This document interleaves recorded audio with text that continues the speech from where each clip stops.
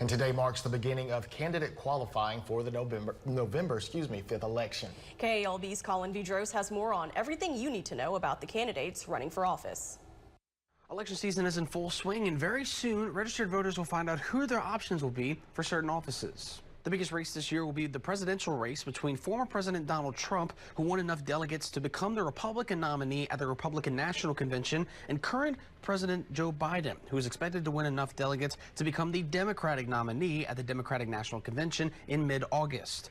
In Louisiana, there will be two congressional races we'll be following. District 4, currently seated by U.S. House Speaker Mike Johnson, and newly redrawn District 6, which stretches from Shreveport into parts of Cenla and down to Baton Rouge.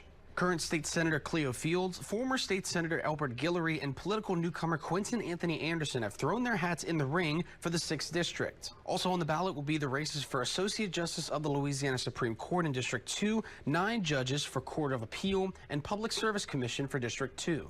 Qualifying will conclude on July 19th. Early voting for the November election is from October 18th through the 29th. Election Day is on November 5th. In the newsroom for News Channel 5, I'm Colin Vidros.